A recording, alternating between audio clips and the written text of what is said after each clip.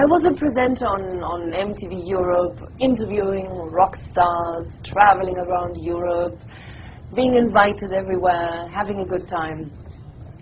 And I had everything a teenager could dream of, or a young person could dream of. But in the end, I had nothing, because the most important was missing. I felt empty and not satisfied inside. بتقول ان هي كانت من اكبر المذيعات اللي في MTV، وان هي كان عندها الشهرة وكانت بتلف اوروبا كلها، وعندها في سنها كمراهقة عندها كل اللي تتمناه اي واحدة مراهقة في سنها، لكن بعد كده حست ان هي فاضية من جوه، حست ان هي محتاجة حاجة تملأها، شعرت ان شيء ناقصها بالظبط، في حاجة ناقصة، فهي محتاجة ان في حاجة تكمل اللي ناقصها ده. طب اسألها، قول لها يعني لحظة اتخاذ القرار كانت على ايد مين، او ايه اللي سمعته خلاها تتخذ هذا القرار او قريته؟ Sheikh Khalid is asking, what made you take this decision?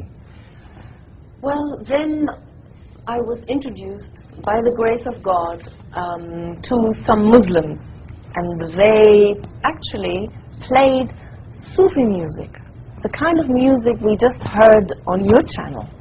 Beautiful music, praising Allah, praising the Prophet, and I was working in the pop music. And I tell you, this music touched me more deeply than any of the music that I was working with. So it opened my heart. So this music of tasawwuf opened my heart for Islam.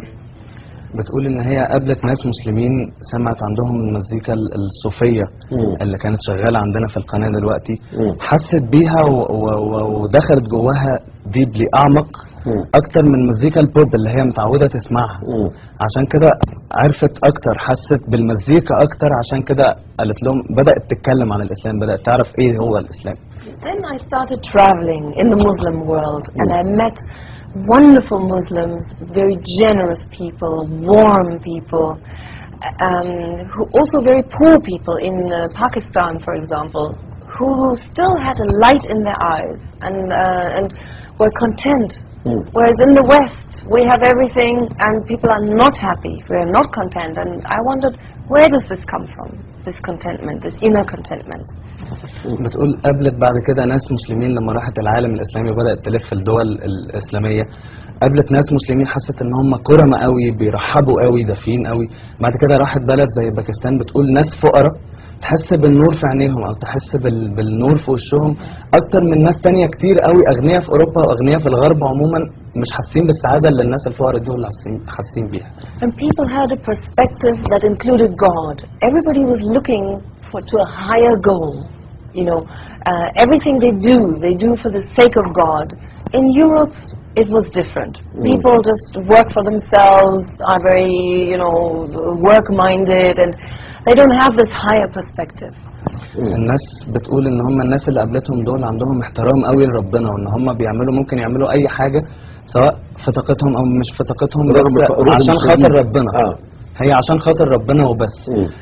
عندهم الوضع مختلف، عندهم الناس بتشتغل عشان نفسهم، عشان الفلوس، العقلية عملية وبس، ما بيعملوش اكتر من كده. And in the Orient, God is present everywhere.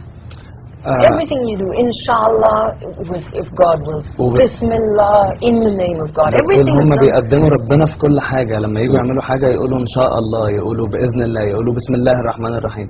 فحست إن ربنا موجود معاهم في كل مكان، في أي حاجة بيعملوها. وكان شعورها إيه ده؟ This touched me. Anyway, then I started reading books about Islam.